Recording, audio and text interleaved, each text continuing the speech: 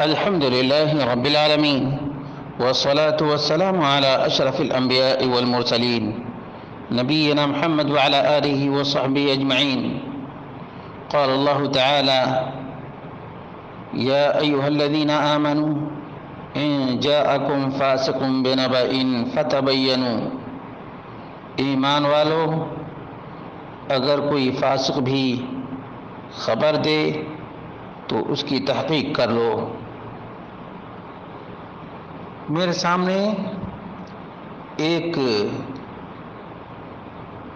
قلادہ کے ٹھیکیدار کی آواز ہے جو گروپ میں بھیجنا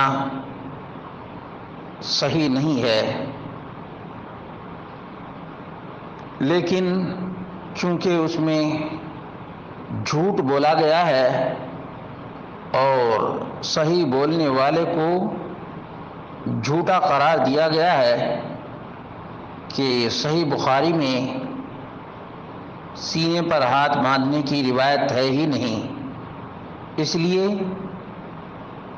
مناسب سمجھا کہ اس کے پٹے کو ذرا چیک کریں کہ صحیح بخاری میں سینے پر ہاتھ باندھنے کی روایت ہے یا نہیں ہے.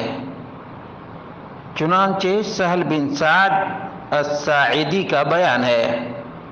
صحیح بخاری میں 740 نمبر کی روایت ہے: کان الناس یؤمرون، لوگوں کو حکم دیا جاتا تھا، ان یضع الرجل الید الیمنی علی ذراعہ الیسری فی الصلاۃ، کہ آدمی داہنے ہاتھ کو بائیں ہاتھ کے کوہنی پر رکھے نماز کے اندر. اور یہ روایت دیگر کتب کے اندر بھی موجود ہے، لیکن آئینہ دکھانے کے لیے صحیح بخاری کا حوالہ ہی دینا لازم اور ضروری سمجھا گیا. اب اس پٹے دار صاحب سے کوئی پوچھے کہ پٹے دار صاحب ذرا بتائیے کہ ذراع کس کو کہتے ہیں، اور جب ذراع پر داہنے ہاتھ کو رکھے گا تو دونوں ہاتھ کہاں رہیں گے؟ کیا شرمگاہ کے پاس جائیں گے؟ سوچنے کی بات ہے. یا ہو سکتا ہے کہ تقلید کی وجہ سے ذراع کا معنی ہی معلوم نہ ہو. تو دعوت دیتے ہیں چیک کر لیں کہ ذراع کا معنی کیا ہے، اور بخاری شریف میں یہ الفاظ موجود ہیں یا نہیں ہیں. اس کی شرح میں بیان کرتے ہیں: کان الصحابۃ رضی اللہ عنہم اشد الناس حرصا على تعلم امور دینہم من النبی صلی اللہ علیہ وسلم. صحابہ کرام نبی کریم صلی اللہ علیہ وسلم سے دینی امور کا علم حاصل کرنے کے بڑے ہی شوقین تھے. وَنَقْلِ مَا تَعَلَّمُوهُ لِلْمُسْلِمِينَ مِنْ بَعْدِهِمْ، اور مسلمانوں کو اس تعلیم سے آگاہ کرنے کے بھی بڑے حریص اور شوقین تھے. وَكَانَتِ الصَّلَاةُ فِي ذَرْوَةِ هَذَا الْحِرْصِ، اور اس شوق میں پہلا نمبر یا سب سے اونچائی پر نماز کا مسئلہ تھا. وَفِي أَوْلَى اہتماماتِهِمْ، اور ان کے اہم ترین معاملات میں سے نماز کا معاملہ تھا. وفي هذا الحديث يروي سهل بن سعد الساعدي رضي الله عنه صفة وضع اليدين اثناء القيام في الصلاة، اور اس حدیث کے اندر سہل بن سعد الساعدی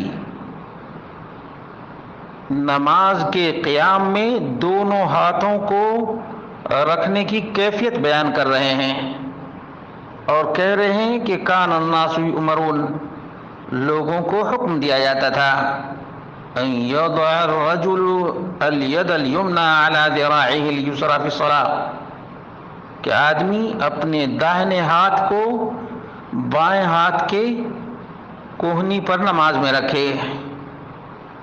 ومعنى قوله یؤمرون، لوگوں کو حکم دیا جاتا تھا، اس کا معنی کیا ہے؟ ان الامر هو النبی صلی اللہ علیہ وسلم، لوگوں کو حکم دینے والے محمد رسول اللہ صلی اللہ علیہ وسلم۔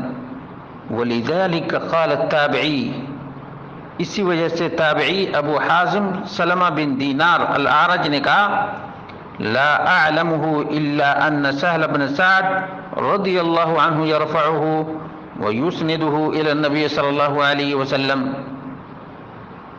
کہ میں تو یہی جانتا ہوں کہ سہل بن سعد رضی اللہ عنہ نے اس کو نبی کریم صلی اللہ علیہ وسلم سے مرفوعا اور مسنداً بیان کیا ہے۔ ولم يبين في هذا الحديث موضع وضع اليد من الذراع، اس میں ذراع کا تو لفظ آیا ہے، ذراع میں تخصیص نہیں ہے، جبکہ دوسری روایات میں تخصیص آئی ہے انه كان يضع كف يده اليمنى على ظهر كفه اليسرى في الصلاة والرسغ والساعد، جیسا کہ سنن کے اندر موجود ہے کہ داہنے ہاتھ کی ہتھیلی کو بائیں ہاتھ کی ہتھیلی کے اوپر نماز میں گٹا اور کوہنی اور گٹے کے بیچ میں ہاتھ رکھا کرتے تھے، جیسا کہ وائل بن حجر رضی اللہ عنہ بیان کرتے ہیں، ابو داؤد کے اندر موجود ہے۔ والرسغ کہتے ہیں هو المفصل بین الساعد والکف، ہتھیلی اور بازو کے درمیان جوڑ کو بولتے ہیں۔ وعلى هذا كان عمل الصحابہ، اور یہی صحابہ کا عمل تھا۔ وفي الحديث بیان موضع الیدین اثناء القراءة في الصلاة قائما، نماز میں کھڑے ہو کر قرات کے دوران کہاں ہاتھ رہنا چاہیے اس کا بیان ہے۔ اس سے ہو سکتا ہے کہ تقلید کا پٹا اتر جائے اور صحیح بخاری کا دوبارہ مطالعہ کر لیں تو شک کا ازالہ بھی ہو جائے گا، اور دوسرے کے اوپر جو جھوٹ کا تومار باندھا گیا ہے اس سے توبہ کرنے کا بھی موقع ملے گا۔